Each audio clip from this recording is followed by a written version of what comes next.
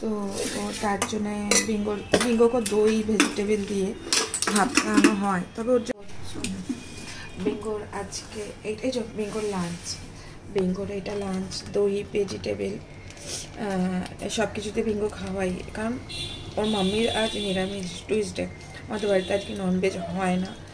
তো বিঙ্গোর জন্যে দেখছি সন্ধ্যেবেলা ডিম সেদ্ধ খাওয়াবো। বিঙ্গো ননভেজই খায়, সবসময়ই খায়, কিন্তু টুইসডেতে আমরা খাই না। কাল জগদ্ধাত্রী এই কাল গণেশ চতুর্থী, কালকেও আমার বাড়িতে নিরামিষ।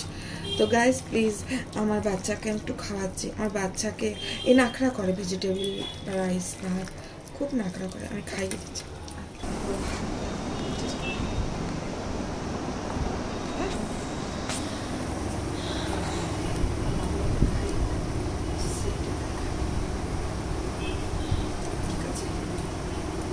এই যে বিঙ্গো আমার না ভেজিটেবল রাইস আর কার্ড রাইস তো বিলকুলই ও নিজে খেতে চায় না।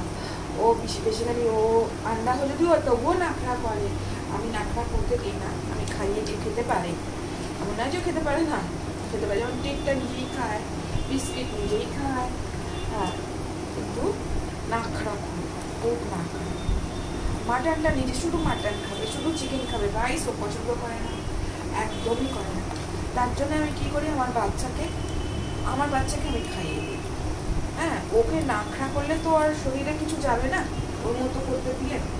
হ্যাঁ, আমি যদি নিজের হাতে করে আমার বাচ্চাকে খাই, আইসক্রিম নিজে খায়, সবই নিজে খায়, কিন্তু রাইস খাওয়ার সময় ও নিজে খায় না, একদমই না। সেটাও আমি দেখাবো আপনাদেরকে, দেখাবো নিজে খায় না, একদম নিজে খেতে চায় না। তো তার জন্যে আমি আমার বাবাকে খাইয়ে দিই, আমার মোনাকে খাইয়ে দিই।